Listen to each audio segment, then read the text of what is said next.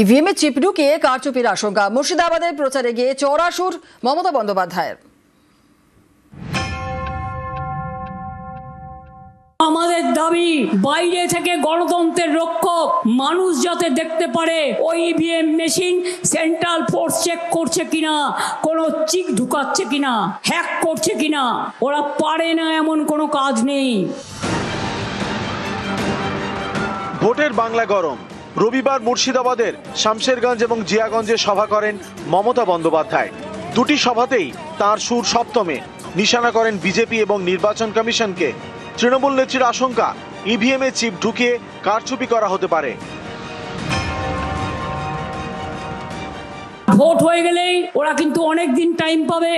রাতের বেলায় অন্ধকার করে শুধু সিআরপিএফ কে দিয়ে পাহারা দিয়ে আর সেন্ট্রাল ফোর্স কে দিয়ে পাহারা দিয়ে ভেতরে যাতে মেশিন চেঞ্জ করতে না পারে 24 ঘন্টা পাহারা দেবার ব্যবস্থা করতে হবে। এবং আমাদের দাবি, বাইরে থেকে গণতন্ত্রের রক্ষক মানুষ যাতে দেখতে পারে ওই EVM machine central force check করছে কিনা, কোনো চিক ঢুকাচ্ছে কিনা, হ্যাক করছে কিনা। ওরা পারে না এমন কোনো কাজ নেই। ইভিএম মেশিন ভালো করে চেক করবেন সবাই।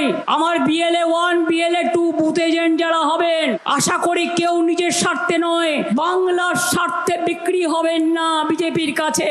আর ইভিএম মেশিন খারাপ করে দেবে অনেক জায়গায় প্ল্যান করে। ইভিএম মেশিন নতুন করে নিয়ে আসতে বলবেন। ইভিএম মেশিন যখন চেক করবেন, ভিভিপ্যাট যেন থাকে।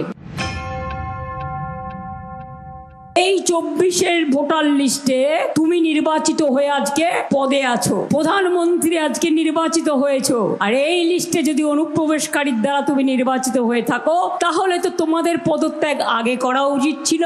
কানে দিয়েছো তুলো আর পিঠে দিয়েছো কুলো। অ্যাডজুডিকেশন লিখেছে তাদের মেয়েরা যারা বিয়ে করে শ্বশুর বাড়ি গিয়ে পদবিটা চেঞ্জ করেছে, মেয়েরা যারা বিয়ে করে স্বামীর বাড়ি গিয়ে ঠিকানাটা বদলেছে। কে কি লিখবে না লিখবে তার ব্যাপার। এআই দিয়ে সব কেটে দিয়েছে সবার নাম এইভাবে। ওটা নাকি লজিস্টিক্যাল ডিসক্রিপেন্সি। আমি বলি ওটা বিজেপির মিসক্রিপেন্সি। আর ওই শয়তানগুলো দুষ্টুমি করলে ওদের বড় বড় থাপ্পড় দিতে হয়, গণতন্ত্রের থাপ্পড়। নিউজ 18 বাংলা।